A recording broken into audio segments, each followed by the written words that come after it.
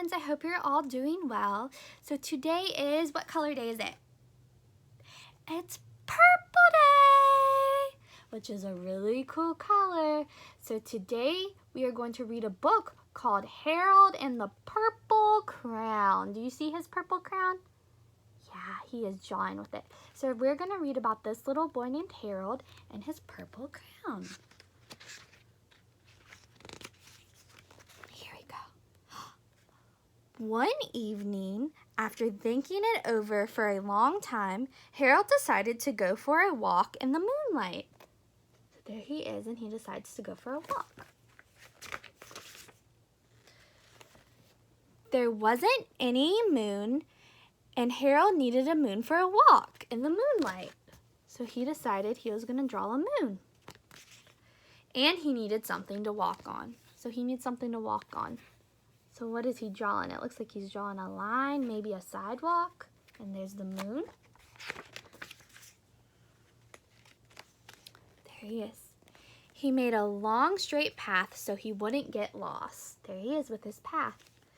And he set off on his walk, taking his big purple crayon with him. Right, there he is. But he didn't seem to be getting anywhere on the long straight path. So he wasn't going anywhere. So he left the path for a shortcut across a field, and the moon went with him. So there he is, and the moon is following him. The shortcut led right to where Harold thought a forest ought to be. So he thought there should be a forest, so he is going to draw it with his purple crayon. He didn't want to get lost in the woods, so he made a very small forest with just one tree in it. It turned out to be an apple tree. What does apple start with? Apple? Apple starts with A, the letter we're learning about. The apples would be very tasty, Harold thought, when they got red. Do you like red apples? So he put a frightening dragon under the tree to guard the apples. There's the dragon. He's going to guard the apples. It was a terribly frightening dragon. It even frightened Harold. He backed away. His hand holding the purple crayon shook. So his hand shook. He was scared. See? Suddenly, he realized what was happening. But by then, Harold was over his head in an ocean. So look, he was shaking really bad with the crayon. So he ended up drawing an ocean. See the waves? Oh my goodness, now he's drowning in the ocean. What's going to happen? What do you think he could draw to save him?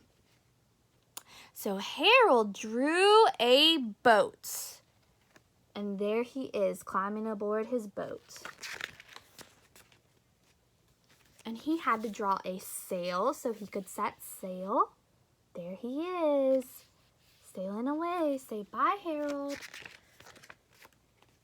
After he had sailed long enough, Harold made land without much trouble. He stepped ashore on the beach, wondering where he was. So he got off the boat, and now he's wondering where he is. And there he is on the beach. The sandy beach reminded Harold of picnics, and the thought of picnics made him very hungry. He's hungry. So he laid out a nice, simple picnic lunch. So there he is, and he drew himself a lunch. There was nothing but pie, so he only drew pie. But there were all 9 kinds of pie that Harold liked best. There's all the pie. Let's count. 1, 2, 3, 4, 5, 6, 7, 8, 9. When Harold finished his picnic, there was quite a lot left. So it looks like he only ate 1 piece from each pie. He hated to see so much delicious pie go to waste. So what did he draw? So Harold left a hungry moose and a deserving porcupine to finish up. So he left a porcupine and a moose to finish all the pies. And off he went, looking for a hill to climb to see where he was. Harold knew that the higher up he went, the farther he could see. So he decided to make the hill into a mountain. So he's going to make it into a mountain. If he went high enough, he thought he could see the window of his bedroom. So he thought if he got really high on the mountain, he would be able to see his bedroom. He was tired and he felt like he ought to be getting to bed. He hoped he could see his bedroom window from the top of the mountain. So there he is, climb, climb, climb. But as he looked down over the other side, he slipped. Oh no, poor Harold. Oh no, he's falling. And there wasn't any other side of the mountain. He was falling in thin air. So he's falling, look. Poor Harold. But luckily, he kept his wits and his purple crayon. What did he draw? And he made a balloon. He grabbed onto it. So there he is, grabbing onto his balloon. Whew, he's safe now.